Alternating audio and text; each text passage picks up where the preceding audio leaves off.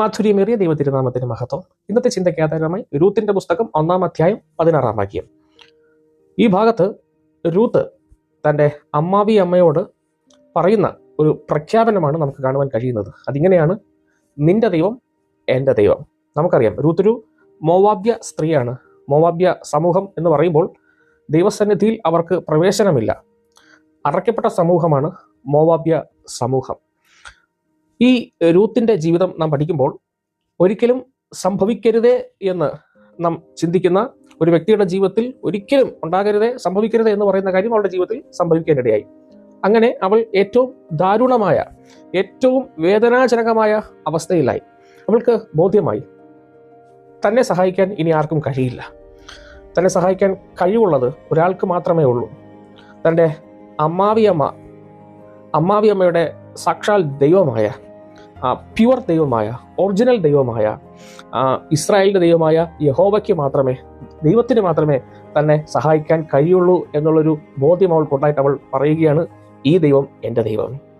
അങ്ങനെ അറയ്ക്കപ്പെട്ടവളായി ദൈവസന്നിധിയിൽ പ്രവേശനമില്ല എന്ന് നിയമം നിൽക്കുമ്പോൾ തന്നെ ഈ ദൈവത്തെ എനിക്ക് വേണം എന്നൊരു പ്രഖ്യാപനം അവൾ നടത്തിയപ്പോൾ, ഞാൻ പറയട്ടെ, സ്വർഗത്തെ പോലും അത് ചിന്തിപ്പിച്ചു എന്നുള്ളതാണ് സത്യം. വളരെ മാന്യയായ ഈ രൂത്ത് ഭാഗ്യവശാൽ ബോവസിൻ്റെ വയലിലെത്തി. വളരെയധികം നല്ല ക്യാരക്ടർ ഉണ്ടായിരുന്ന ഒരു വ്യക്തിയായിരുന്നു ഈ രൂത്ത്.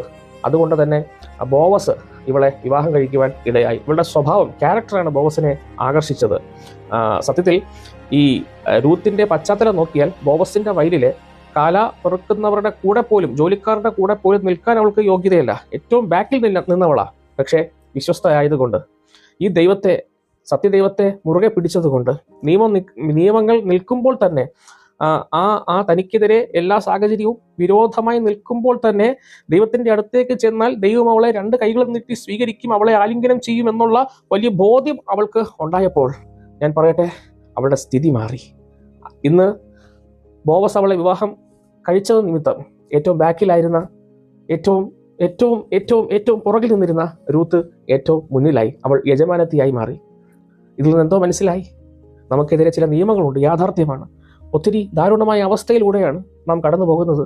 ഒരിക്കലും ചില കുടുംബത്തിൽ സംഭവിക്കരുത് എന്ന് പറയുന്ന കാര്യങ്ങളായിരിക്കാം നമ്മുടെ കുടുംബത്തിൽ സംഭവിച്ചിരിക്കുന്നത്. പക്ഷേ അതൊക്കെ നികത്താൻ കഴിവുള്ള, നിന്നെ സഹായിക്കാൻ കഴിവുള്ള, നിന്നെ ഉയർത്തുവാൻ കഴിവുള്ള യേശുവിൽ നീ ആശ്രയിക്കാൻ തയ്യാറായാൽ, ദൈവത്തിൽ ആശ്രയിക്കാൻ തയ്യാറായാൽ, നിന്റെ സ്ഥിതിക്ക് അവൻ വ്യത്യാസം നൽകി നിന്നെ അനുഗ്രഹിക്കുന്ന, മാനിക്കുന്ന ദൈവമാണ് എന്ന് മനസ്സിലാക്കണം.